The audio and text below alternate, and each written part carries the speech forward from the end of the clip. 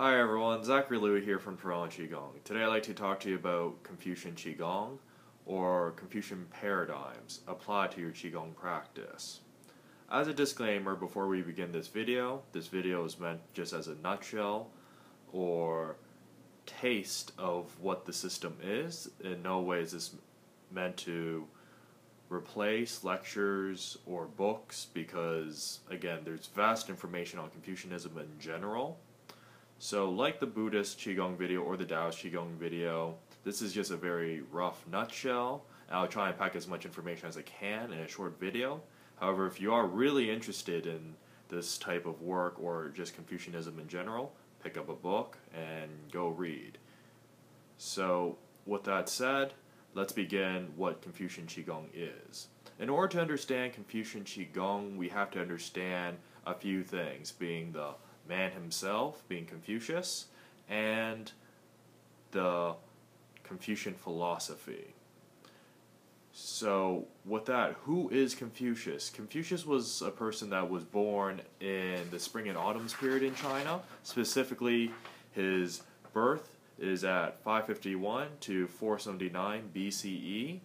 That's his lifespan between those two time periods listed.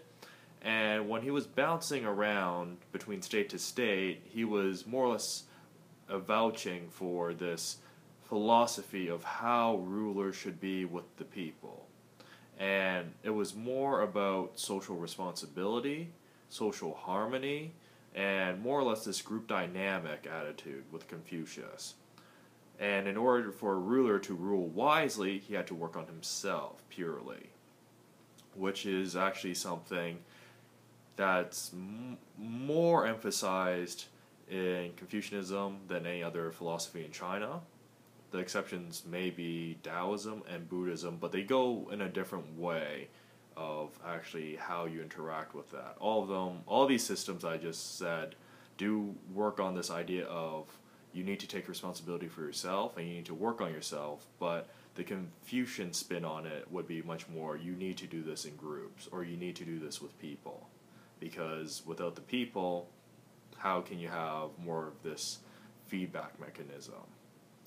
So with that understanding, Confucius then, while he was bouncing around all these states, was really trying to work on this social etiquette, social responsibility, as I mentioned earlier, but he was also a collector of knowledge when he was bouncing place to place, because he was actually born from an aristocratic family, which then got poor. So he would be termed a shi, which is this person that was from a noble birth or heritage, but in the present moment has nothing, or has not as much power as they did before. So he did have this formal education in what this Chinese philosophy or these more ruling class ideas were.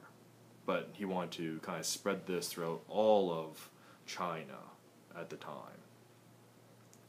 So when we look at Confucian Qigong then, we always have to consider a few things. First, it's always working on yourself from an emotional standpoint, because from a Confucian standpoint, the only reason you have issues is because you don't take responsibility for the things you've done to other people.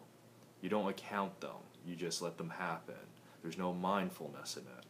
And with no mindfulness, that means there's no or there's no intention. So when we start doing Confucian Qigong then, it's more of this, well, how do I clear my emotions because of social influences that are always around me, unless you're living alone, completely in a forest, which is what the Taoists did.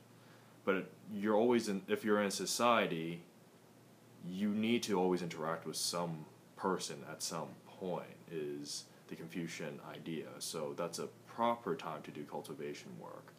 But before we can even get to that point of doing this real life 24/7 interaction of more or less cleaning up my own or your own stuff, we have to really declutter whatever was there from years ago. So it's like, why do you have certain anger? Why do you have resentment? Why do you blame others? It starts to sound very much like psychotherapy, what we would call in the West. However, they were doing this from a Chinese perspective back in the day. So they didn't have these structures of what Western psychotherapy would be. They would be using things like the 5 elements and how that interacted with your organs. So then it connects to Chinese medicine. Certain organs store certain emotions, and then my social behaviors are actually deemed or predetermined because of my emotions, which are actually things from the past that kind of made me who I am now. So any illnesses I have are actually things that I brought onto myself, in terms of I chose this because I chose to feel this way, which then acts almost like a poison. If I just were to release it, or if I were to forgive, or if I were to take social responsibility and really take it on fully, it would pass like the wind, but it's still here. So from a Confucian Qigong perspective then, we have to look at, well, why are you holding on to things? Why aren't you forgiving certain people? Things like this. And again, you can see how this group dynamic starts to actually really have an influence in terms of this paradigm of Confucianism. How do I relate to others? Because how I relate to others is very much how I'm going to relate to myself, or at least parts of myself. So how do I clear these things up? And it's not very much talked about in many circles of Qigong that there is Confucian Qigong. Most of the time they say, well, Confucian Qigong is used by the scholars, and they just sat down and meditated and breathed. There is much more of a sophisticated system when it comes to Confucian Qigong, which is documented in the Analects and various other Confucian textbooks. However, you have to decode them and understand them from historical and even have a background in Qigong to really extrapolate what's there. And then you can actually start applying it. So there is quite a bit of information on Confucianism out there if you were to look. The extrapolation of Confucianism into your Qigong practice, which I kind of talked about in here briefly, is mainly working on your own emotional, psychological issues, and then really resolving them, accepting them, but you have to figure out what those social influences were. So, for example, do you have certain resentments or blames or things that are emotionally attached to your mother which aren't positive? Or your father? Or your brothers and sisters? Or your cousins? Or even your spouse or girlfriend or boyfriend? How about your friends? From a Confucian Qigong perspective, it would be expected that you would work through all of these relationships before you can start releasing the things that are needed. Even if you work on one relationship to improve it, you'll improve yourself, because from a Confucian perspective, it starts with you and it starts with the family.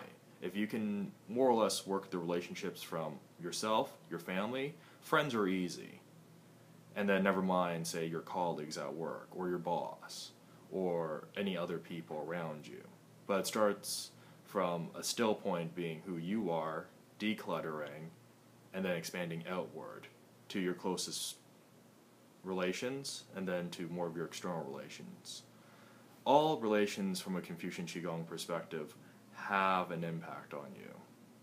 So to consider it, and to analyze it, and to release what issues are there, will not only transform yourself, but will transform the people around you. And this is ultimately, from a Confucian perspective, what we're aiming for. To transform the family means to transform the country, and then to transform the world. But it all starts at you. So this is a brief summary of what Confucian Qigong is. If you're interested in more information like this, go to torontoqigong.com or subscribe to the video below.